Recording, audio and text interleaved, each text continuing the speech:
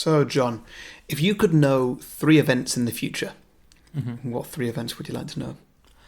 I think I'd like to know what the 3 biggest must-see TV shows were going to be over the next 5 years, and which was going to have the most disappointing ending, so I could save myself a lot of time and investment. Yeah, I like that very much. That's a good answer. Yeah. What a gift that would be. What a great X-Men superpower. Yeah. The ability to know if an ending to a TV show is worth it or not. Yeah. I'd have a name like Zeus Ex Machina or something. Like. Not know what it is, just know if it's worth it. Just know it's not going to be worthwhile. Yeah, that'd be my power. I could tell the world. I could save people from years of investment just to find out that bloody Bran ends up on the throne. Would you like to have not known about Game of Thrones? To be fair, I mean, I enjoyed the whole show enough. Some might say that the show justified the fact that it didn't end well. So, no, I'd probably still watch. But at least I could be smug about it. Like, it's not going to end well. I could be smug on the internet. That's my X-Man power. Smug on the internet. Smug on the internet. Yeah. Wow. Some films are fine just the way they are. Other films sometimes take it way too far. But really, how bad could it get? Let's go beyond the box set.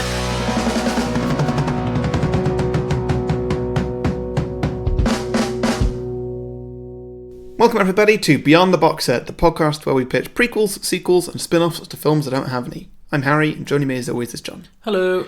Today is episode 2 of our disaster movie season, and it's my choice this week, and it's our first ever Nicolas Cage film. That seems weird that we've gone 2 years and never done a Nicolas Cage movie. I'd have to go back, but I think you're right. I'm pretty sure we haven't, but it seems like a big oversight on our part. Yeah, I feel like this film scratches the surface of Nicolas Cage. Yeah, I would not put this down as peak Nicolas Cage. No, personally. definitely not. No. He's neither crazy nor sensible in this. This is the thing. It's very, very middle of the road for him. Well, one of the things I noticed about this film, watching this, I realised the secret to Nick Cage's acting is volume control. Because he only has 2 volumes. He has shouty, crazy Nick Cage, which we all love, or he's very whispery like this and nothing goes above this decibel. Like, this film, he never spoke at like a regular human tone. Everything was whispered, and there was occasionally some shouting. Yeah. But not enough shouting. Sure, yeah. I like it when Nick Cage goes full, the bees, the bees! That's my Nick Cage. Yep, fair enough. So, okay, great. Well, so this week we're doing Knowing, which is a disaster movie where... well, I'll tell you what, I'll do a plot summary before we do sequels. So... that's how it works, yeah. We start off in 1959, I think it is. Something like yes, it is, because this film came out in 2009 and it's 50 years after the event. Yeah, it's the opening of a high school, and to celebrate seemingly just one class of this quite large high school, I don't know, they're going to do a time capsule thing, which was actually suggested by this one girl called... Lucinda. Creepy Lucinda, who doesn't look like the sort of person who fits in well. No. And so, yeah, that's how they're going to do this time capsule, bury it, and dig it up in 50 years' time. It seemed like a very expensive, like labour-intensive class project. Because I remember when in my school we did a time capsule thing where we just literally had a shoebox, put some cassettes in it, and put some Ace of Base cassettes in it and stuff, and buried it in the ground. That was mine. Still probably buried. But one day. But this one, it's like they have to break the concrete. It's like a big metal container. It's like it's this huge big deal. Like, yeah. Well, it didn't look like a low budget school either. No, sure, yeah. You know, maybe they had the budget for that sort of thing to dig a little hole and just line it nicely. And they have a whole ceremony for it. It's like, yeah, I don't know.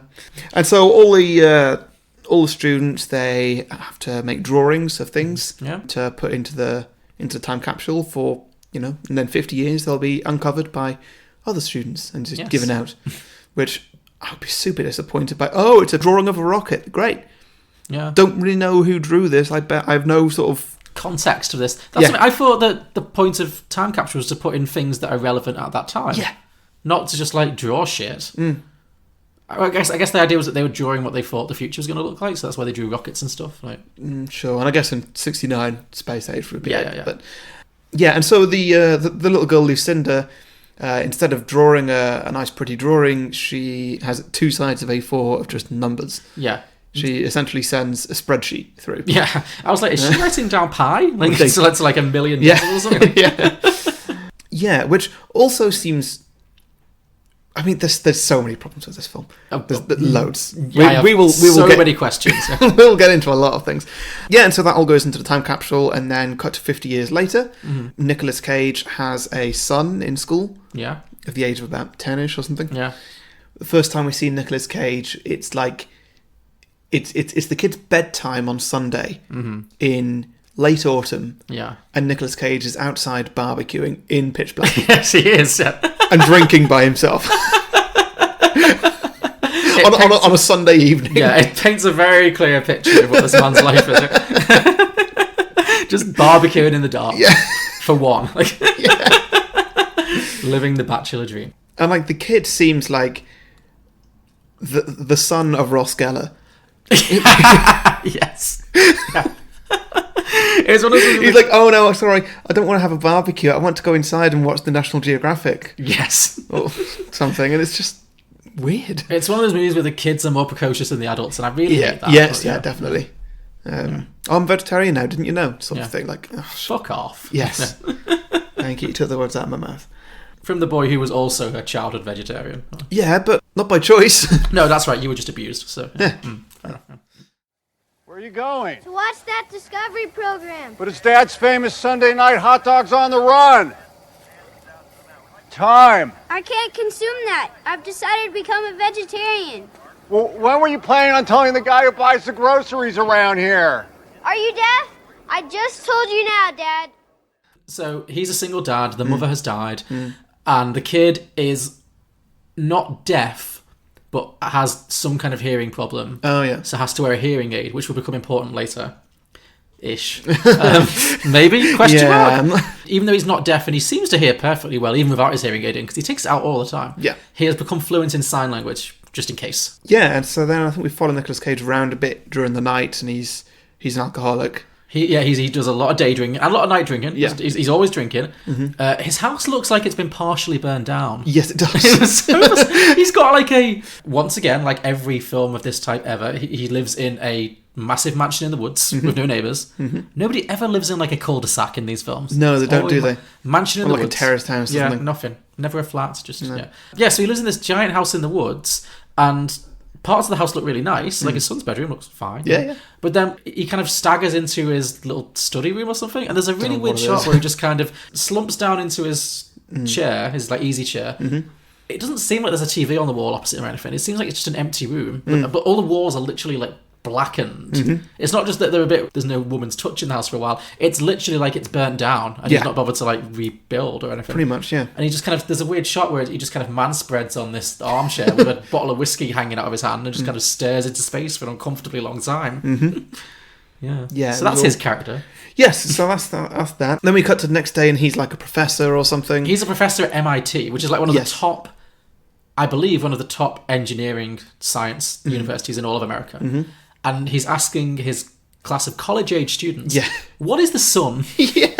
And like they're giving answers that we can understand. Yes. When they really should be giving away, like high school students could understand this. Well, I mean, he asks one kid, and did you notice who it was? Liam Hemsworth. Hemsworth, his first ever on-screen role. Really? Yeah. So a young Liam Hemsworth, he asks him, tell me one thing about the sun. And Liam Hemsworth goes, it's hot. Yeah. Boom. That's a wrap on Liam Hemsworth. That's it. Out of the movie. It's so weird that he wasn't in it for any bit longer. Well, he wasn't famous. It was literally just like a job. So Yeah. Spencer, tell me something about the sun. It's hot. Yeah, and one of his colleagues is Ben Mendelssohn. Yes. Why would you cast Ben? This film had reverse Geostorm. Like, Geostorm, we had Ed Harris. It's like, well, obviously Ed Harris is the villain. Yeah. You can't cast Ed Harris and not expect us to assume he's going to be the villain. This film, cast Ben Mendelssohn, not the villain. What a waste of Ben Mendelssohn. Yeah, it really was, because he didn't do anything in this. And this is a problem I had with this film, is that there were no characters. Like, Nicolas Cage's character didn't have a personality other than drunk and sad. Like, he really could have used, like, a friend to bounce off. Yeah. Like, Ben Mendelssohn's his friend/colleague. Like, they have one slightly uncomfortable, weird, badly written conversation about, hey, remember that girl, PhDs? Oh my god. His sister, Ben Mendelssohn's sister. So yeah, his sister-in-law, I think it was, PhDs, who he wants to set up with Nick Cage, who is a real catch in this film. Oh my god. PhDD, that's the worst. One of the worst. Yeah, that was truly... No. I got even gayer. Just for... Me too. Yeah. He's only there to establish just how sad and lonely Nick Cage is. Just be like, hey, come and date this sexy girl. And he's like, no, I don't want to do that. And for him to explain stuff to, yes. even though Nicolas Cage does do a lot of talking aloud. Yeah, just every now and again there'll be some exposition and we need Ben Mendelssohn in the room for that. But yeah, they don't have any kind of banter. They don't bounce off each other. There's none of that. And it doesn't... It makes the characters just... I didn't care because the characters weren't people. No characters in this had like recognisably human traits. They were just one thing. He was just like depressed alcoholic dad. Rose Byrne was mom. Yeah, that was it. She said nothing about herself in the entire film other than that she was single. Mum who loves her daughter. Mum who loves her daughter. That's it. So yeah, Ben Mendelssohn is friend who also knows science. Yeah. Yeah. Yep. There is nothing there. No. Oh. What's on your scientific mind today? Do you remember Kim's little sister? PhDs. Remember her? Is it ethical to say things like that about your sister-in-law? What? It's factual. It's peer-reviewed. I mean, it's like... Anyway, whatever. She's in town this Friday. Okay. And she thinks that you're intriguing, which I thought was code for gay, but apparently not, because she's asked if you would join us for dinner. Now, at any point in this film, because you went into this blind, right? I did go into this completely blind, yeah. At any point, did you predict what was going on, what was happening? I had a lot of questions, which we'll get to the versus plot points. No, I would say no. I didn't expect it to go the way it was going to go. Spoiler alert, it's aliens? Question mark? Angels? Aliens? I don't know. I really, after a certain point, and we'll get to it, I started to wonder, and I still don't have an answer, has Harry made me watch a religious cult movie? Like, is this one of those movies like Battlefield Earth that's like a thinly veiled thing about what Scientologists really believe? I'm pretty sure it is, yeah. Yeah, because that was the vibe I was getting. I was like, I felt a little violated. I felt like I was being recruited. You know what I mean? Like, me too. Yeah. I mean, how did you discover this? Is this another Foy in a Chapel original? I think so.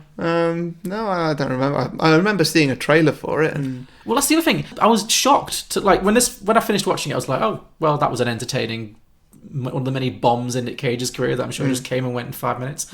This film made almost 200 million at the box office. This film was a big hit, and it only cost 50 million. Okay. This film made shed loads. It doesn't have the feel of a big hit. It has the feel of a flop. Like, it does, yeah. Yeah. It looks great though. It looks... Parts of it look great. Parts of it, I had issues. Really? I just can't get on board with a CGI burning moose. Like, it just looked too stupid. Oh, that was a bit much, yeah. Fair enough on that one. Well, anyway, so Nicolas Cage has to rush off because his son is attending that ceremony, and so he needs to be there for whatever reason. Yeah, so it's the groundbreaking for the time capsule that was buried 50 years previously. Yes. And so they get it out. The teacher who buried it is still alive today. In her early 150s. Yeah, she was giving me real like old lady from Titanic vibes. Yeah, it's been 84 years. I was getting a lot of Aunt May kind of vibe. Yeah. What, Marissa Tomei? No. So they dig up the time capsule. Dig up the time capsule, and there's this whole big ceremony, and then they open it without ceremony, just like on a picnic bench. Yeah, but the kids are super hyped up to get these time capsule things. They are the most excited kids I've ever seen in my life. Like, you'd think they were getting the latest Pokemon or something. You know, it's like, why are they so invested in this? Yeah. Yeah, so they each get given a drawing, which, just another idea here of what would be more interesting, a letter. Yeah. Like, still, a tad boring, but at least it'd be like, oh, well, I hope that everybody is now living on the moon and stuff. Yeah, that's the kind of thing that you'd actually do in a time capsule. You'd write a little letter about, hey, hello from 1959. So the main kid, Nick Cage's son, Caleb, is called. One of the many suspiciously biblical sounding names of this film. That set my cult movie antenna up straight away. I was like, this film has a lot of very biblical names. He ends up taking Lucinda's letter home with him, and Nick Cage kind of says, hey, that's for the school, that's not for us to keep. Then why are they giving them out to all the kids to like run around with if they're not for them? Yeah. It's bizarre. Because then there's a bit where he's like looking at all these numbers, and this other kid runs over and says, that's boring, we all got pictures. Yeah, okay, great. Yeah, these kids are like 13, 12. They're not super babies. Like, No. why are they so excited about a crappy drawing of a rocket? Like, Yeah, and so there's all these numbers on the page, which Caleb takes home. And Caleb. Whatever. And Nicolas Cage eventually pours whiskey on. Oh yeah, he is drunk, Dad. Yeah. He is drunk 24/7. Never seems to like negatively affect him in a meaningful way. Apart from the fact that he's always drunk. Like he's always jumping into his car and he seems fine. Like Yeah, like he seems to be a functioning human being. Very Most much so, of yeah. He's holding down a decent job. His son seems mostly well adjusted, Yeah. given his mother died recently. yeah. He's doing all right. Yeah, So this film is a good advertisement for just living on whiskey. Yeah. But yeah, he spills a bit of it, and it conveniently spills in a neat little ring over 9/11/2001. yeah, yeah. So he then writes down on a whiteboard 91101 and then like 2882 or whatever it is, and then he's trying to work out what we've all worked out already, and he's doing it wrong. Like he doesn't get it first try. He's an astrophysicist, I think. He should, even drunk, he should work out. Oh, that says 9/11. Because if it doesn't say 9/11, It just doesn't say anything. Yeah. then why is he writing it down? What's the significance? Yeah. Yeah. Because he's like 9110. Like, no, it says 9/11. What's wrong with you? So Is this the first instance of him expositioning to himself as well in an empty room? yeah, pretty I much. think he says something like 9/11/2001. Damn. It's just like it's that level of just like Yeah. spoon feeding. And so then, not that he's wondering what the 4 digits afterwards, 2882 or whatever it is. Yeah. He's not wondering about those. He then just goes onto igoogle.com. He Googles 9/11 and, because he doesn't know. No, yeah, it's a very forgotten. Living in America in 2009. in New York. Oh yeah, they are in New York, aren't Yeah, they? I mean, he might be in like the outskirts or something. So I think he's Massachusetts actually, Oh no, MIT is Massachusetts. Yeah. Yeah, so. but like East Coast vaguely. Sure. He might have heard of 9/11. Sure. I did. I was like, what's an acceptable period of time to have passed before 9/11 can be used in hokey sci-fi movies in this way? It felt disrespectful a little bit. Like Apparently 8 years. apparently 8 years is enough. And I'm sure this wasn't the first film to do it. So yeah. No. And so he looks at 9/11 and notices that the amount of people who died in 9/11 is then written down. He's like, oh, that's weird. Yeah.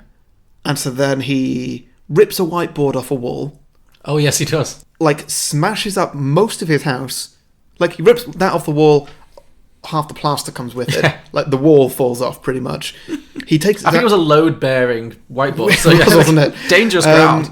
He goes down to his man cave. Yeah. Throws everything on the floor for no reason. Empties the coffee table, empties all the shelves onto the floor and everything, and puts the whiteboard up.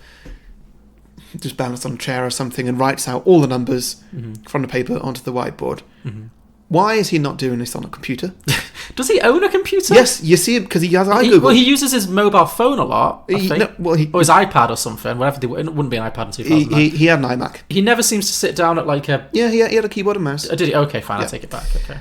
Yeah, get a spreadsheet up. Jesus. Yeah, because like then you could sort things, you could order things or whatever, rather than like writing out all those numbers onto a whiteboard that you're just gonna have to write out somewhere else. Maybe. I'm going to make a bold statement here. Yeah. I don't think he was a very good scientist. Oh! Well, let's hope that Nicolas Cage isn't listening because Yeah. he's going to come and get you. I'm sure he will. Yeah. Look at this. Look at the numbers beside the date. Yeah. 2,996. Right. That's how many people died in the attacks that day. Yeah. All right, stay with me. I know how this sounds. But I've matched these numbers to the dates of every major global disaster for the last 50 years in perfect sequence, except for 3. And these events haven't occurred yet, starting with this one. So tomorrow, somewhere on the planet, this number string predicts that 81 people are gonna die in some kind of tragedy. Whoa. I mean, have a listen to yourself. I know. It sounds pretty crazy, right? I know. I mean, even for you. And so then he works out, he finds out there's loads of dates and amount of deaths for many, many different not accidents, but Tragedies. tragedies that have happened over the past 50 years. Yeah. And he's like, oh, this is weird because this was only dug up yesterday and it was buried 50 years ago. How do they know all this? That's odd. And that's the plot of the film. Basically, yes. Yeah. And then he also sees that there's like 3 or 4 events still to happen. The nenext one is conveniently the next day. Well, they all seem to be happening in the next, 3 or 4 days. Yeah. I mean, to be fair, this film is it's fate. Everything's fate, and he conveniently appears where the next accident happens, and he doesn't even realise that's going to be the case. Sure. I was a bit confused. There was a lot of convenience, and it is talked about, so I'll let that slide. Okay, fine, yeah. But it was it seemed like the scale of the events that this piece of paper was predicting varied wildly. Yes. So it was 9/11, thousands die. Yes, one of the great modern tragedies. That's obviously going to be up there. Mm-hmm. The hotel fire that killed his wife and killed 41 people, also on the list. Mm-hmm. How often do you think some kind of incident happens in which between 10 and 50 people die? Yeah, well, let's say that 40 is the minimum that's on this sheet. That's the threshold, yeah. Yeah, and I'm pretty sure these events are happening all over the world, the ones that are on this sheet. Yeah. And there's surely more than more than that many times in the past 50 years. I think there's been more happening. 40 or more people have died in a single event. Absolutely, yeah, that's what I mean. It should have been any plane crash. Yeah. Multiple buses crashing and just road pile-ups. And yeah. A day in Syria, you know what I mean? Just yeah, war. Yeah, exactly. Yeah. Yeah, it was these are all the sad things that happen to white people. And that's that might be what it really was. Yes, of course. He's driving on the motorway to go and pick up his son from school, which he woke up late for. I mean, I guess he didn't have any classes on a Tuesday. He seems to have a pretty free schedule. That one class is the only work you ever see him do. Yeah. And so he goes to pick up his kid, and he's running late, and the motorway's completely jammed up because there's been an accident or something. Mm-hmm. He's looking out for an accident where 80 people are going to die. Yes. Because that's what the paper is foretold. Yeah, and that's why he was up late, because he was watching the news or something. Yeah, but the thing that you've not mentioned is that he's figured out that there's a pattern of numbers that shows the dates of these disasters and the number of people who are going to die, but there's also a separate column of numbers for each one, and he can't figure out what they're for. No. It's a 4-digit number that doesn't seem to correspond to anything. Yeah. Until he's there on the motorway, and he's looking at a sheet of numbers, and he notices that those 4 numbers that apply to today's tragedy, they are his current longitude and latitude. Yes. And he's like, oh, it's location. Oh, I'm here. Yeah. And so then he's like, okay, well, I'll go up and see what's holding the traffic up, just to see if 84 people have died. Yeah. And he goes up, and 84 people have not died. No, it's just some kind of car accident. And then there is a very intense plane crash. Oh my god. This was probably the best bit of the film. Technically speaking. God help me, I laughed. Why? It was just so over the top. And it was really going for that, almost Saving Private Ryan. Wasn't it? That the one long shots of people running out of the plane on fire. But it's just Nicolas Cage strolling through this. So this CGI plane crashes into the motorway, bursts into flames, and then Nicolas Cage kind of runs towards the flames. You say CGI plane, it looks fine. No, it wasn't bad. I think it was a mix of practical effects and some CGI. Yeah, but yeah, it's just him running. Some of the fire when it was close up looked like it was very much added in later. Oh, definitely. That's what I mean. It's just him walking past people, just literally running past on fire, It was just it was a lot, and it just kept going for such a long time. Yeah. I didn't like it. No. Well, also because I feel, as someone who flies not all the time, but a couple of times a year, once or twice a year, the one thing that kind of assuages the general fear of flying is that well, if you are going to die, at least everyone says it's a quick death. This did not look like a quick death. No. This is a horrifying death. This was literally being immolated alive. Slowly. Not fun. Yes, and so Nicolas Cage is now a bit shaken up and everything, and I'm not really sure what happens directly after this. Well, this is when he figures out, because now he knows what all the numbers mean. It's okay, so now I know the dates and I know the locations, and he goes back and checks, and it's right. 9/11 was the longitude and latitude of the Twin Towers, etc. So now he has to prevent the next event, or try to, because the next event is going to happen in New York again. Yeah, and it's happening the next day or something, or maybe a couple of days later. Whatever. He has to call in a warning for it. Basically, he has to see if he can prevent this tragedy. And he does the most half-assed job anybody's ever done. I could do more, and I'm the king of half-assing it. Well, he phones from a payphone as well, for no reason. From a payphone. Well, I guess he doesn't want to get tracked. I was surprised he didn't get arrested as a suspect in that incident. Yeah, totally. But because that's where I thought it was going to go, for not really knowing where this film was going to be going. So yeah, he determines the next event's going to take place, and so he calls up the FBI He just calls the police. He just calls the police. He just calls 911. Yeah. And he's like, there's going to be a terror attack on this location on this date. Cordon it off, make sure no one goes in. And then he goes down on that day, acts very suspiciously. Yeah. Yeah. Super suspiciously. Asks why it hasn't been... Like, there's a police presence there. They're obviously looking into it, but they've not 100% cordoned it off. So he questions some security, some member of the police force, and he ends up getting chased down into the subway, basically, where the actual event takes place. Yeah, where he suddenly sees, like, oh, shit, there's loads of people here, and he's expecting, like, 150 people to die or something like that. Well, they have, like, a bit of a red herring, don't they, where you think it's a suicide bomber or something. Like, I remembered that guy was a red herring, because I remembered what happened, but I didn't remember that he was just stealing DVDs. Yeah, why was he running so much? Like, well, he got a bit scared because somebody's chasing him. He already committed a crime, and then it just gets more intense. But sure, just stealing DVDs, like, oh my god, that's the most mid-noughties thing that you could do. Sure, yeah, just an armful of Blu-rays. Yeah. See, I didn't know what was going to happen, but I also immediately was like, oh, that's a red herring. It was just they made it so obvious. It was not a surprise to me when he dropped DVDs. I was a bit like, same as you. I was like, ha, what a mid-noughties crime. But, yeah. I wish they'd shown the labels. I would have liked to have seen. I would have loved it if they were all like bad Nicolas Cage movies. Yeah, that would have been good.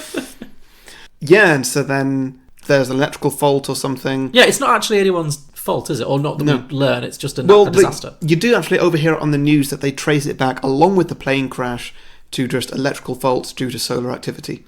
Oh, I see. Okay, that leads on to some questions I'll be asking when we get to later in the plot, so I'll park those for now. But okay, that's interesting. That makes sense. Okay. So it's an electrical fault that causes one of the platforms to switch or not switch or something, and so a high-speed train that's supposed to just pass by actually gets diverted onto the platform. Yeah. And crashes into the stationary train that Nicolas Cage is already on. And then just like flies. He saves a pregnant lady, and then it just kind of flies into the platform, killing hundreds of people. Yeah, so basically, once again, he fails to prevent the accident, but he survives. Yeah, so he's just a bit shocked from that as well. And he's like, oh, well, on to the next one. Which this film didn't really sort of lean heavily enough into, like, man with a list tries to stop disasters. Well, no, he just tries to stop that one, and then he kind of... Yeah. Well, the next one the one that's the end of the world? No, I could swear there's another one. Is there? When does Rose Byrne come into it? He tracks her down because he's like, your mum made this thing. Oh, okay, yeah. According to old lady teacher, because he goes and sees the old lady. That's it, yeah. Because who has dementia and also an excellent memory. Yeah. Yeah. Well, she doesn't seem to have dementia. She's a little forgetful. She offers him a drink twice. Bad short-term memory. Bad short-term memory. She's like 105. Cut her some slack. Yeah, and so he finds out that Lucinda had a daughter. That's it, because he's trying to find Lucinda, who the creepy girl who wrote the list, and he finds out from the old teacher that she actually has passed away, and but it turns out she has a daughter, who is Rose Byrne.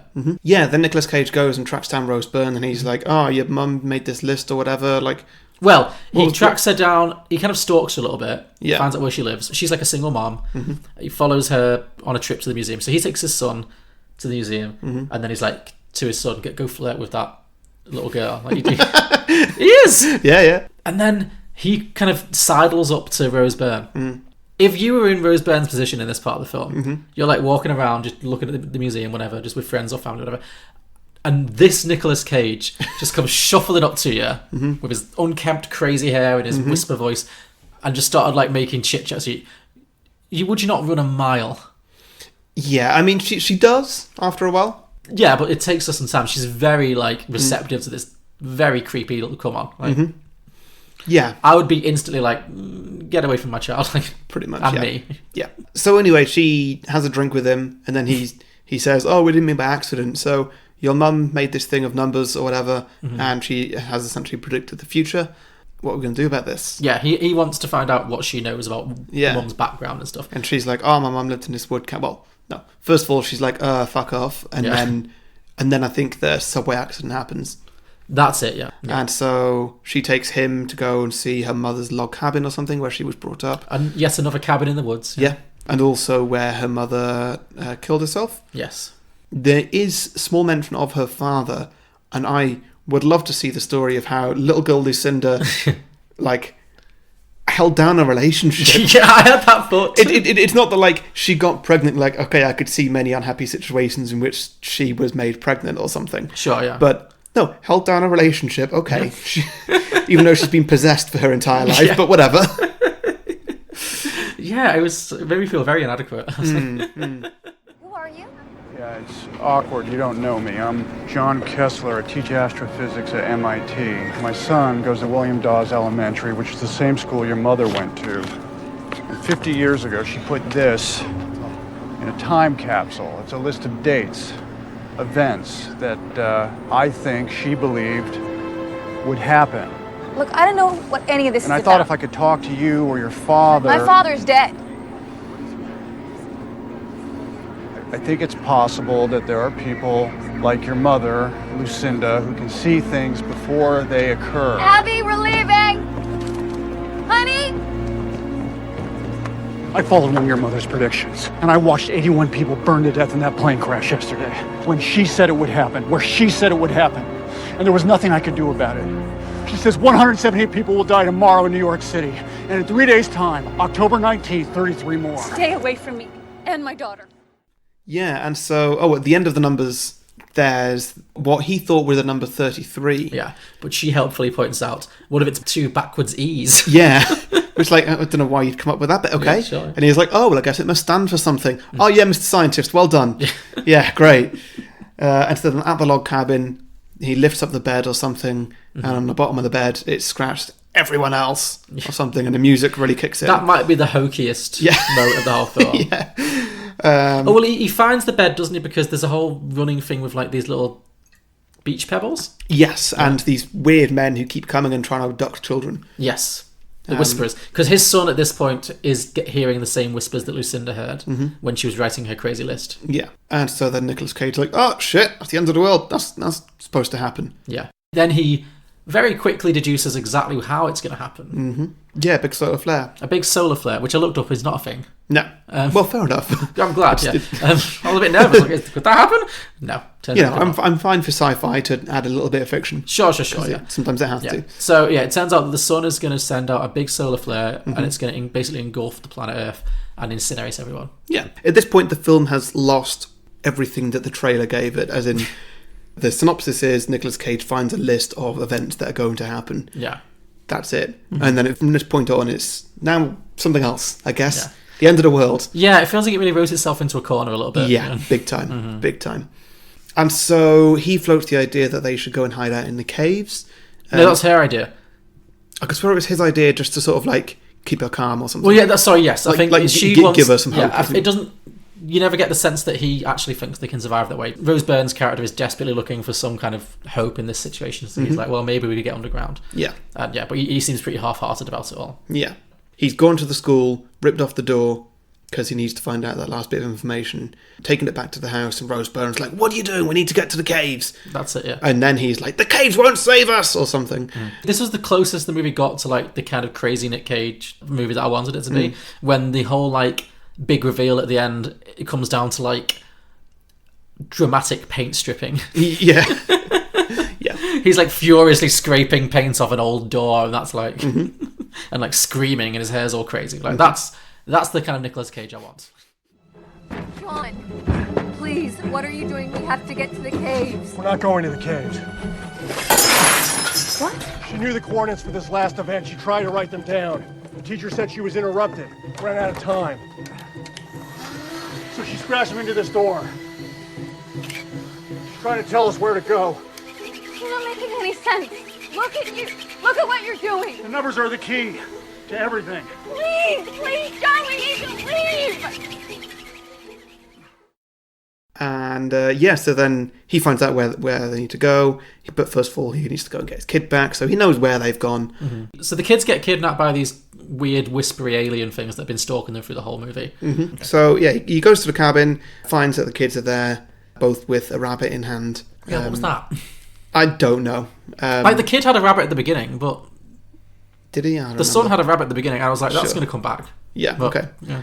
I'm just guessing it was like a Noah's Ark situation. Sure, just rabbits. Yeah. Also to signify, like, yeah, you're going to have a lot of sex and make a lot of babies. Oh yeah. Again with the religious undertones in this film. Oh yeah, it's not an undertone by the end. No, it's a full-on overtone. Yeah. It's a And so Nicolas Cage accepts that his son needs to go and he's not allowed to go or whatever. And so then these beings which transform into quite literal angels. Well, they look a lot like the robots from AI, the end of AI, the big blue spindly robots. Sure, yeah, but with big wings. With big wings, yeah, sure. Big wings. And so they take the kids into their spaceship or whatever, go off into space. You see that there's actually hundreds of ships departing our planet. Yeah. And they all just fly off into the distance. Nicolas Cage then just sort of falls asleep. He does some sad crying in the road. Yeah, just sad crying in the rain, yeah. Yeah. He has a little bit of a nap. Yeah, has a bit of a nap, wakes up in the morning. Yeah, still alive. Yeah. Drives to his parents' house while listening to classical music as there's riots and everything everywhere. Yeah, slow motion drives while the whole planet is falling to shit. Yeah. And so then he goes back to his parents' house, who I think is estranged from. He's estranged from his dad, apart from a phone call half an hour ago. Yeah. Well, again, it's another very subtle bit of subtext of this film is that they make out that he's been estranged from his dad because his dad is a pastor and he's a scientist, so it's like they have very different worldviews. Yeah. And then, I guess Nicolas Cage comes back into the faith and they hug it out. Yeah. Because his dad says something like, we're going to be okay. Yeah. And he's like, yeah, I know that now. Yeah. Or something like that. And it's I just felt so... It's awful. Yeah. I really felt manipulated by this film. Yeah. Yeah, and then they all die. Fair play. They do actually show the full planet being immolated and everyone getting burnt to death, and it's again it felt a bit porny. It felt very like here's the rapture. It was like here's the world literally being burnt and all the buildings collapse, and it's yeah. So that happens. I mean, slightly earlier in the film, they do say the president has been taken to a secure location. So I'm just like, okay, so are they trying to pitch some kind of a sequel here where the president's still alive? Because bear in mind, we did mention the boy did write an entire sheet of numbers. And I'm thinking, what was those? What's that for? They never said. It didn't come up again, did it? That never did come up, no. Well, I mean, that paper probably got burnt. Probably, yeah. Paper being quite flammable. Yeah. So, don't know. Maybe there's supposed to be some kind of a sequel there. Perhaps, yeah. I don't know. It's not what I've done. No. Yeah, and then we see the kids getting deposited onto this weird alien planet where all the grass looks weird. It's CGI corn, isn't it? Yeah. Cornfields. Yeah. It's like corn but made of rubber. I think that's just the CGI. I guess, yeah. The kids are there both in white gowns. Again, it's subtle. Yeah. It's very subtle. They put the rabbits down on the ground and then while holding hands, they run through fields of corn towards this giant tree covered in blossom. Yeah, it's like, oh my God. Ugh. Nicolas Cage, why? Yeah. How much money did you need, man? And that's how the film ends. I had a lot of questions about this ending. Yeah? When it turned out it was aliens, I was like, so what are they doing? Why are they doing this? Are they just here to rescue the children, right? Okay. Yeah. So, but why would, for example, did they show Caleb the vision of the burning moose? What was that supposed to achieve other than traumatizing this poor kid? Nothing. Nothing, no. Why did they torture Lucinda, drive her insane, and make her end up killing herself? Why not rescue her? She was a kid. There's no reason for it. There's no reason for the sheet of numbers. No. Because Nicolas Cage doesn't make a difference to anything. No, he doesn't accomplish anything. No. All he does is deliver the kid to that location. Sure. That's it. So does that mean, because we see them saving hundreds, if not thousands of kids, because you see all the other spaceships taken off, and all the shit they're putting Nick Cage through, are they also putting loads of other parents through it in the exact same way? I guess they must be, yeah. Why not just take the kids? Yeah. If the world's on fire, most people are like, oh, here's a chance for my kids to live. Yeah, sure, yeah, stuff like that. Or, even if you do need to actually kidnap kids. Yeah. Just kidnap do it. the kids? Yeah. Hundreds of kids get kidnapped every day. They do, I see. Yeah. Let's just assume it's all by angels. Yes, that's a nice way of thinking about it. Yeah. They've all gone to heaven. Yeah. Or to Eden, I should say. Sure, yeah. But also, yeah, so are these aliens observing? Are they causing all these natural disasters then? I don't know. Is this movie saying that 9/11 was an inside job by angels? Is that what this movie is positing? I think possibly, yes. There's so many layers of that I don't even know where to begin with that. Yeah. I don't know. It was a fucked up episode of Touched by an Angel I've ever watched in my life. Any more questions? Many, but we don't have time. Okay, sure. Mostly, I wrote down in capital letters, what was the point of all this? Yeah, there's none. Like I say, nothing that Nicolas Cage does affects anything, really. Like, it's just seems like they were toying with him, right?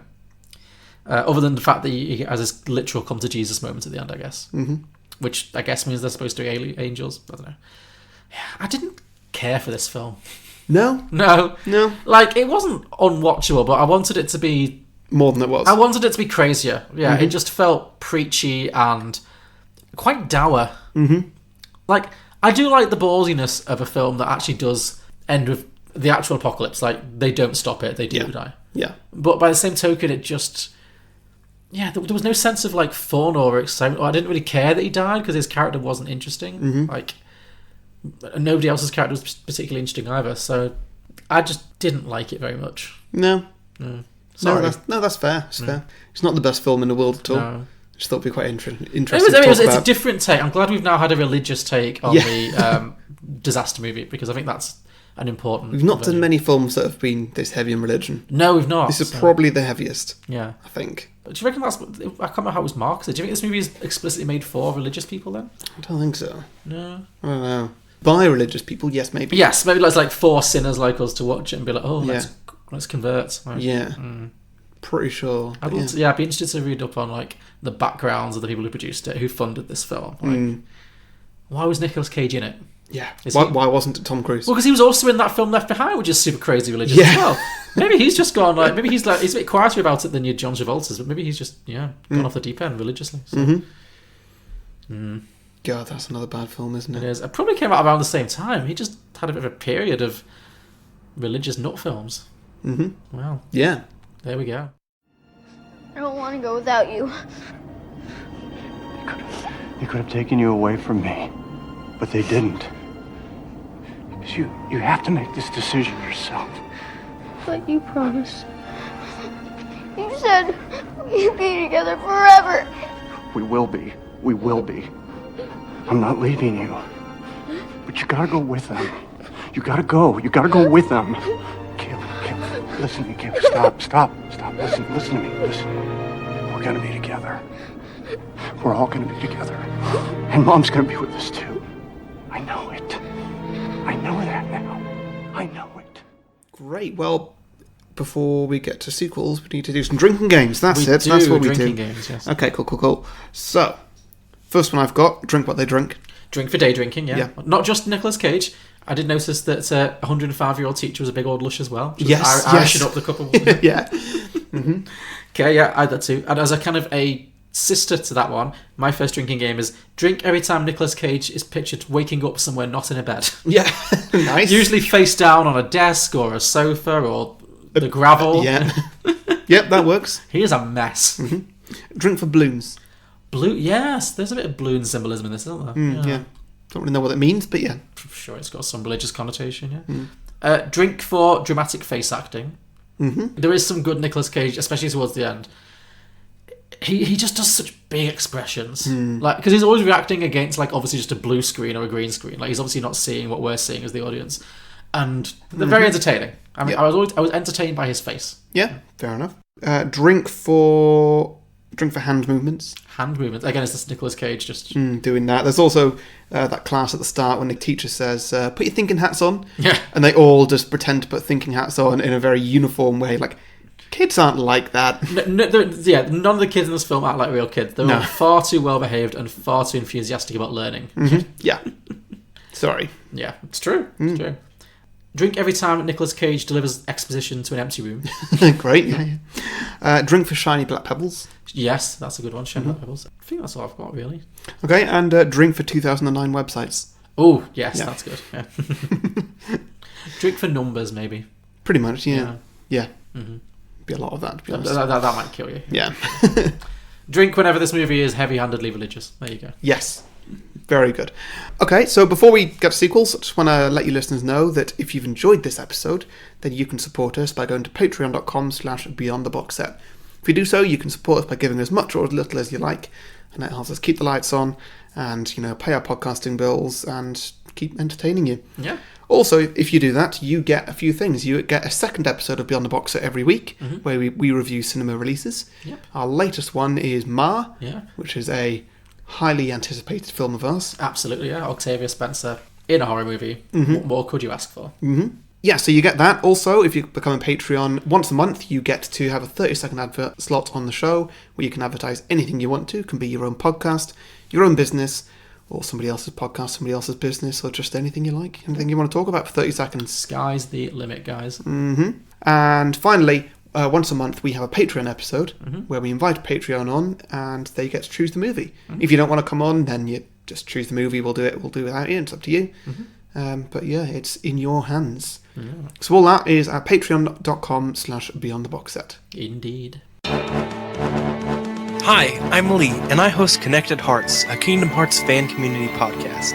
Each episode, a guest and I talk about the game series and the fantastic community surrounding it. From artists to streamers, cosplayers, and podcasters, we talk about how a dog, a duck, and a boy in silly shorts teaches us that our friends are our power.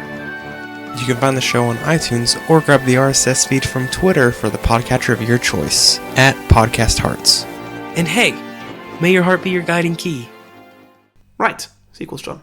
Okay, so, as I probably made clear in our summary of this film, I had a lot of unanswered questions about this movie, and so for my sequel, I decided to have a go at answering maybe some of them. Okay. Me too. Okay, well, we'll see what directions we took. So, my sequel is set... I will be extremely surprised if you take in my direction. I'm sure, yeah.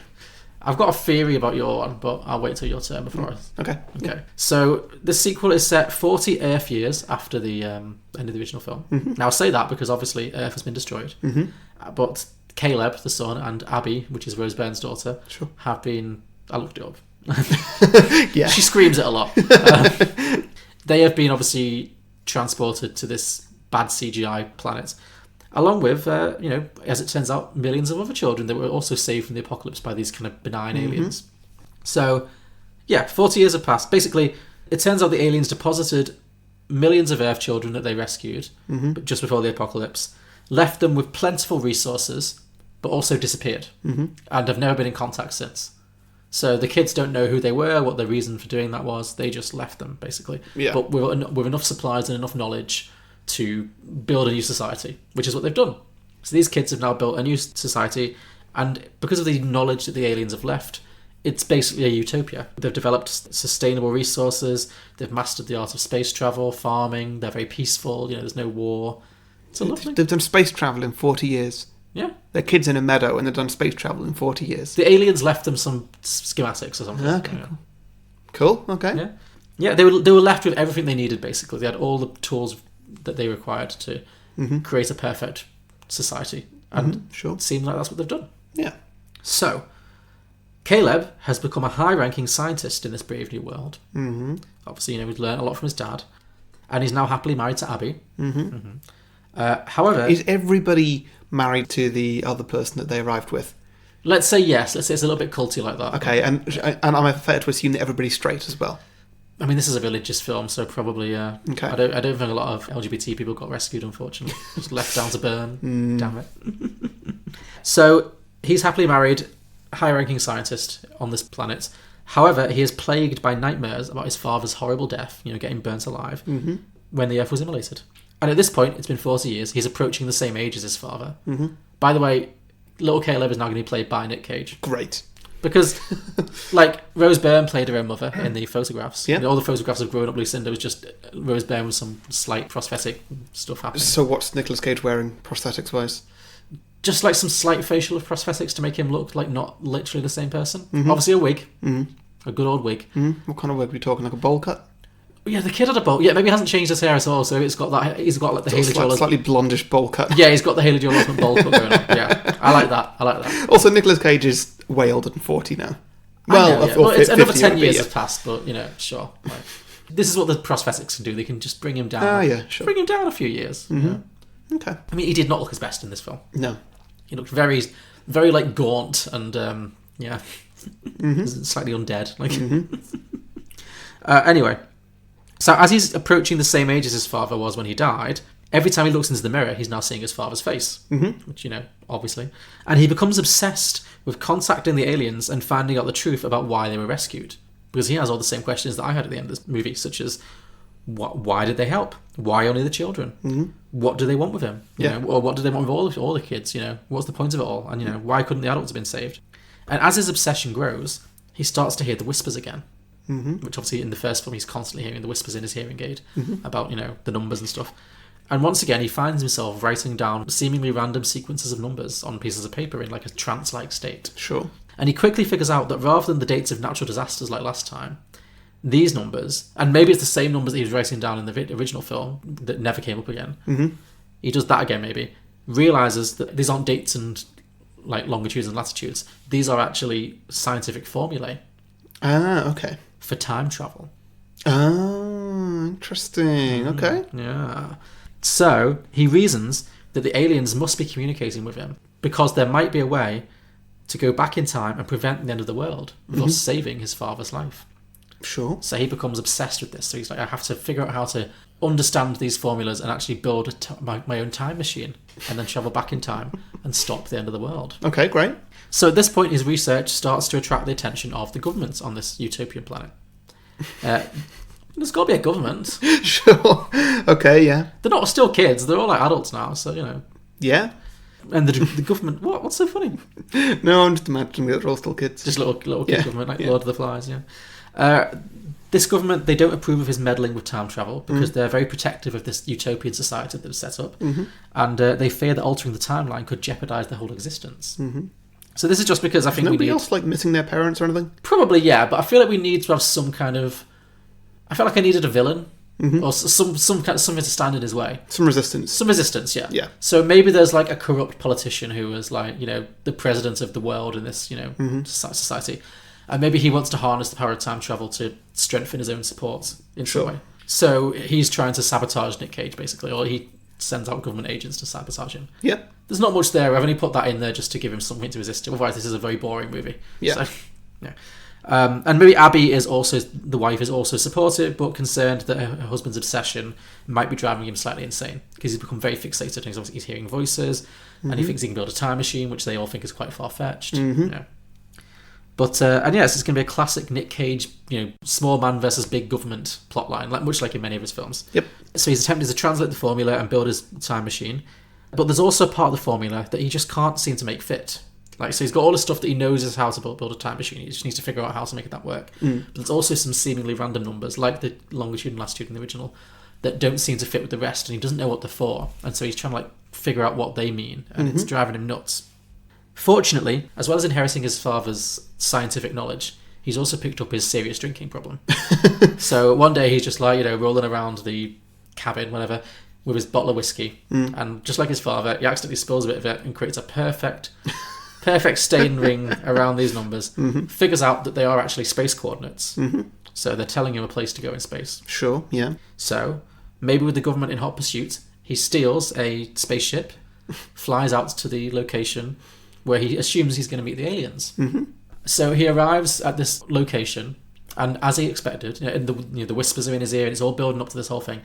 And he meets this blue alien, kind of one of the blue aliens, kind of, you know, beams in or whatever. Maybe they meet up in the same spaceship, because what I'm building to here is he comes face to face with the alien, and the alien is himself. Shocker, yeah. Okay. And then it's revealed that he was the alien who rescued himself at the end of the original film. Okay, yeah. So basically it's like a Ouroboros, it's like a, you know, time is a circle, one of those kind of things. So what's happened is he developed the technology, but then he needed to scare original Nick Cage into giving up his son, which is him, to allow the whole circle to complete. Sure. Does that make any sense whatsoever? Yes. Yeah. Yes, it does. Okay. Yeah. So it's like, I could only save you and you are me by, you know, the end of the world was going to happen either way. So it turns out, again, it's answering the question about whether it's, you know, fate or determinism. It turns out the aliens did not cause the end of the world. They didn't cause 9/11. He just knew that because he was a human being who had access to the internet. So he knew the dates of all these disasters and how many casualties there were, etc. There was nothing that could stop the world from ending on that day. And they didn't have enough spaceships. They didn't have the technology to rescue everyone. So they had to make a hard choice and decide to rescue the children. Yeah, sure. So what he did was he developed he developed the technology and then given it to himself, basically. But in order to do that, he had to make sure that his childhood self was taken to the home planet. Yep, that makes sense. Yeah. So basically, that's the answer. So you've made yourself a paradox. I've made myself a time paradox. Yeah, Great. A good old sci-fi time paradox. Yeah. Great. Which I'm sure has a lot of holes that people can pick at, but that's basically where I ended it. Really. So I guess he like. Maybe he's really angry about that. He's like, "Why couldn't you save my dad?" And he's like, "We couldn't just save one adult. It had to be. You would never have developed this technology on your own with him. You know, you needed to be driven by something, and his loss is what drove you to do that. And ultimately, it's basically saved humanity. Your desire to save your father, you could never do it. It's impossible. But the desire helped you to save humanity. Yeah. So then the film ends with him reluctantly accepting the inevitability of it all, and then he goes down to Earth. He goes back in time. Goes back to Earth the day before the Earth exploded and rescues his childhood self. Okay, yeah. And thus the cycle continues again. That works. So not my most comedic sequel ever, but just one. Yeah, you make a point. I ended up getting lost in my own like mind spiral of what the hell this could have meant, and I just had to kind of try and write my way out of it somehow. So, yeah. Okay, Yeah. okay, that's something. Yeah. You got a title for it? Something like knowing to. No is the answer. Still knowing? No, still knowing, or like what's like the next level up from knowing? Like maybe knowing to revelations. Just make it super biblical. Like, Yeah, sure. yeah, knowing to thinking, knowing to presupposing. Something like that. Presupposition. Presupposition, yeah. It's catchy. Look great on a poster. Yeah. The presupposition. Could happen. Could happen. Okay, yeah. Sure. Cool. Right, I've got mine here. Okay, I'm going to make a prediction. Does yours in any way involve Thanos? No. Okay, good. It did cross my mind. It crossed my mind too much. I was like, is this like a Thanos type scenario? Like, Yeah. So my film starts with a bit of a recap of the original. Okay. Starting with the sun having its solar flare, kids being picked up by aliens, Nicolas Cage in his parents' house with the whole family, and his dad saying, "We're going to be okay, you know." And Nicolas Cage just responds saying, "I know," as he finally accepts Christianity. Sure, okay, yeah. I'm glad we're all on the same page about what that was. Yeah. Yeah. And then we see them get destroyed along with the rest of New York and the world, and the kids on the planet run towards the tree with rabbits or something. I don't know. And then we get the intro sequence and the title reveal of All Knowing. All Knowing. Well, that's good. That's good, yeah. And so now we see Nicolas Cage ascending from his physical body at his moment of death. Oh, he's going to heaven. And in doing so, we get a fantastic bird's eye view of his street at its time of destruction. Pulling out, we see New York, North America, the whole planet, the whole solar system, and then fade to white. Right. And then we get Nicolas Cage walking around the clouds for a bit. Is he wearing like full white robes and... No, I think he's still wearing the same like leather jacket and stuff like that. Did he get changed once in this movie? No. I think he's looking as much out of place as he could at this point. Sure, okay. Like he's wearing his leather jacket. Was he smoking ever? He didn't smoke, no. Okay, cool. He's probably got a drink in hand or something. Sure. He's a mess. Okay, sure. You know, he looks like he smells. Sure, yeah. Yeah. I feel like Nick Cage probably does. Yeah. No offense, but... Yeah, so he's wandering for what feels to him like an eternity of purgatory, until he comes across a gate guarded by a man with big white wings and a halo, wearing long white robes and sandals. Is this St. Peter? It is St. Peter. Okay. St. Peter. Like, you have to correct me here if I'm wrong. I don't really know what St. Peter does. Guards the pearly gates. You know? Yeah, I mean, it's like the bouncer. Like they've got the entrance list. Yeah. I mean, your name's not on the list, love. Sorry. It's lucky that I got his name right, to be honest. Sure. So St. Peter asks him why he should be let in. Yeah.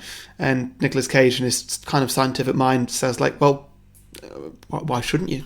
Ooh, pose the question back. Yeah. Like it, yeah. To which St. Peter just says, "No, you tell me why should I let you in?" Okay. And he says that he's just looking for answers.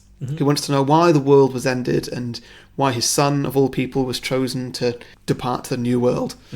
And St. Peter says, "Yep, that's pretty good reasons. You'll find your answers inside," as he gestures towards the opening gate. Okay. So Nicolas Cage walks up a long, long flight of cloudy stairs. Can this be like a long one shot of him actually just like getting increasingly more out of breath? Just like... But at the top you can see a very bright light. And as he gets closer, he can see the outline of a man sitting in a big chair. Oh, okay. Knowing that this is God, he picks up his pace a little bit. And as we get close enough, we see that God is in fact Nicolas Cage. Oh, interesting. Okay. And from here, I have... Imagine getting to heaven and that... Nicolas Cage is God. That's God, yeah. By the way, God is not the actor Nicolas Cage. God is this guy. Yeah, John, whatever his name is. Professor John. Yes, he's saying God reflected in himself. Yes, that makes sense. Yeah. I've got a lot of script here. Would you like to be Nicolas Cage or God? I mean, clearly I'm God. You're God? Yeah. Okay, so Nicolas Cage says, wait, I'm God? No, my child. The Bible reads that I created you in my own image, so to you, I only appear in your image. See, I think that's flawless logic. Yeah, sure. You know, that makes sense, but I still can't believe that I'm speaking to God himself. Thyself, please. I have no gender. I am God. Oh, how modern. Is this coming from the idea that you feel like if you were to go to heaven and were to see the divine, your vision of the divine would just be yourself? That explains... Well, what am I going to see? Sure. No, it just explains a lot about you, that's fine. Nothing I didn't already know, but... Sure. Look, it's either that or I'm going to see The Rock or something like that. Sure, okay. He would make a good God. What? He would make a good God. The Rock would make a good God, yeah. Who would play the devil if The Rock was God? Steve Buscemi. Yeah, he'd be a good... Or maybe Vin Diesel. Like, two sides of the same coin. Yeah, anyway. Oh, how modern. I am not modern. I am infinitely old. Wow, that sounds boring. On the contrary, though I am infinitely old, so is the universe, and it is infinitely big. Actually, it's not infinitely big. All matter came from the Big Bang. There is a finite amount of matter spread across a vast but finite amount of space. Yes, from the Big Bang, which you came from. Open your mind. Call yourself a scientist. Did God just insult me? Just keeping myself entertained. Fine. Well, anyway, what's going on? Why did you end the world? Because at some point, every world must end so it can start over. Your world has ended many times. The meteor that killed your dinosaurs, Noah's flood, a couple of ice ages, and now this. And you've taken my son to become Adam? Pretty much. He will help to repopulate a new world, which has just started, and will come to an end one day too. Right, okay, so I get it. Everything is a loop. Every world has a start and an end, and then a start and an end, and so on. So does that not get boring and repetitive for you? Well, I guess it's a bit samey. See? Let me show you what life can be like if it's not like that. Stop ending all the worlds when you believe they should end, and let's just see what happens. You and me. Okay, I'll try this for a lifetime or two. You'll need to be human, and you can't be omnipotent and all-knowing. You'll need a name, something that sums you up quite well. Ooh, I know. Goliath Obadiah Danger. It spells God. Ah, I see. Very clever, very clever. I mean, not that clever, but anyway. Well, that's not subtle. Okay, let's do this. Take us to a time I recognise, and I'll show you what it means to live like a mortal. And from here on, the rest of the film, which I have not written, is just going to be alcoholic Nicolas Cage showing God what it is to be human. So we're seeing twin Nicolas Cages. Yeah. One of whom is God. Yeah. I'm going to say God in with long white hair and a long white beard as well. Oh, okay. So they don't look identical. No. Okay. Just on a bender together, just enjoying enjoying partying at the end of the world or post the end of the world. Pretty much, yeah. But God Nicolas Cage is very much a fish out of water. Sure. Well, so is Nicolas Cage. But yeah. You know what? I like it. Yeah, I think that could be hilarious. You set up the bones of a very good, screwball comedy of the kind of which Nicolas Cage doesn't really do anymore. No. He's had a few back in the day. I think he should go back to comedy more often. I agree. For him. Yeah, I think the time is right for a Nicolas Cage comedy, and Nicolas Cage playing God. I see it. Yeah. So yeah, I can very much buy that. Great. Okay. Well, that was All Knowing. Mm-hmm. That was largely written around the title. Doesn't show. I mean, I was thinking Nicolas Cage goes to heaven. I was thinking, what would that be like? And I was just thinking, him just being quite inappropriate and stuff. And then the title All Knowing just came, and I was like, right, it's going to be very God-centric. Yeah. And it turned out fairly well. I'm fairly happy with it. No, I think that's definitely got potential. Good. All right.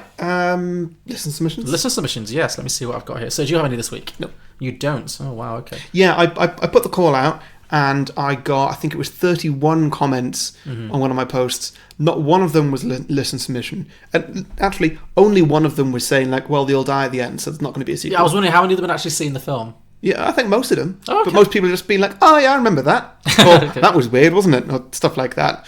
You need to be more clear with your call-outs. I was very clear. That was literally all I asked, and then I just gave a plot synopsis. It wasn't like, hey, who enjoyed this? It wasn't like that. It was... Well, I must be posting in more high quality groups. So, given your posting on Beyond the Box Set's Facebook and Twitter, absolutely, indeed, exactly. We have high quality listeners. Yeah. Thank you, guys. Thank you. Yes. Miles Dornboss said, "No, Ing. Nick Cage is a member of the world's worst improv troupe." You never say no in improv. Stuart Jipp said, "Knowing too, there was nothing we could do." Fair. Here's a fun one. So Stephen Jones has found a fun way to tie this into our Boogie Nights episode. Oh, okay. He made the suggestion in that episode for his listener submission that Dirk Diggler and the gang find out that there's a lightsaber. It was the Star Wars one, where it's Boogie Nights of the Old Republic. So he's decided that Boogie Nights of the Old Republic was actually a porn parody of Knowing. Okay. About a man who found a sheet of paper with numbers predicting the dates and times of every orgasm he would ever have and ever would have. It's called Oh Ing. Yeah, that's all very good. Mm-hmm. Joe Hernan said known. Yep. Yeah. Kieran Cowan said knowing too, knowing you. Knowing me, knowing you. Yeah. Have a. Yeah. Jacob Hill said knowing too. I know what I did in this movie because I've seen it already. And Stephen Phillips Lee said knowing too, it's half the battle. Mm-hmm. And then over on Twitter, the Contrarians at Contrarian Prime said unknowing. In an alternate timeline, Nick Cage's kid's scribbles don't mean anything. He's just a kid with a hyperactive imagination. But the end times happen anyway. Blokebusters at Blokebusters said me/you, an alternate cut of the film where the entire soundtrack consists solely of ABBA songs. There's also an insane amount of the Alan Partridge aha every time a song finishes. Mm-hmm. Hey, it makes as much sense as this film does. Yep. One Star Bazaar at One Star Bazaar said, oof, I rewatched this one a few weeks ago. It is rough. Mm-hmm. I don't think you can really have a sequel with the way it ended. It has real Bible vibes at the end, though. No shit. So how about a Garden of Eden type ending? So, called The End is the Beginning is the End, maybe. Yeah. Foz Starts Podcast at Foz Starts Pod said, knowing too, ain't I a stinker? A wacky comedy about all these troubled kids being raised by their adoptive alien parents. Hijinks ensue as the kids rebel and adjust to their new lifestyle, led by Caleb, who knows just how to get under the alien's skin. Will they ever learn to get along? So I guess it's like adolescent kids versus the aliens who kidnap them. Mm-hmm. So, yeah, good work.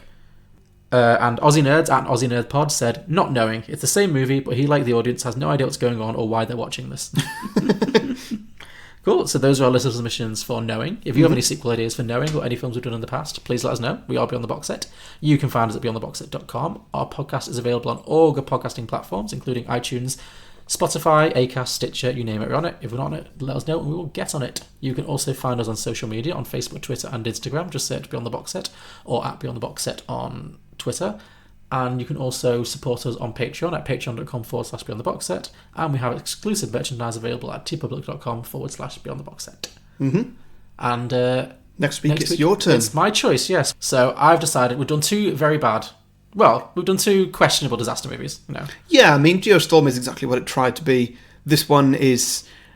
It's a swing and a miss that made money. Arguably, it's exactly what it tried to be. It's a bunch of religious propaganda. Like you're saying that, but then earlier in an episode you did say, and I agreed, that it very much wrote itself into a corner. Yes, it did. It had a concept that didn't have an end. Yeah, no, I agree. I don't think this is a successful film. No, I would argue Geostorm is more successful because it's just entertaining all the way through. Yeah. So anyway. I wouldn't be majorly surprised if Geostorm got a sequel. No, not at all. I think the only reason weirdly that lost money and this made money. Crazy. Yeah, well, in that case, never mind. Yeah, well, it might still one day. You never know.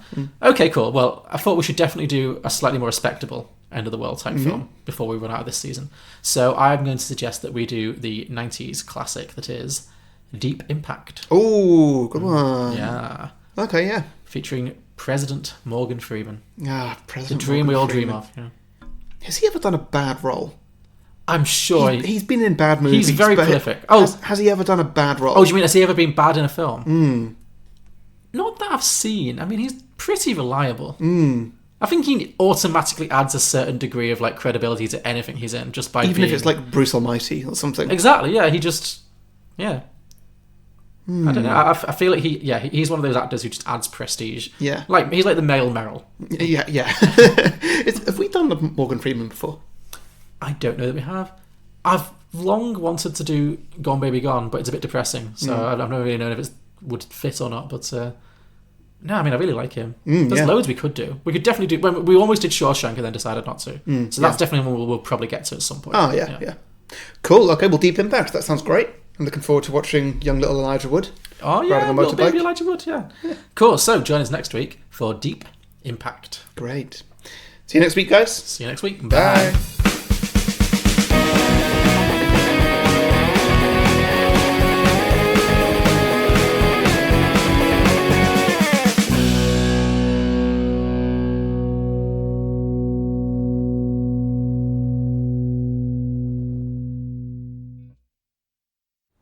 Spencer, tell me something about the sun. It's hot.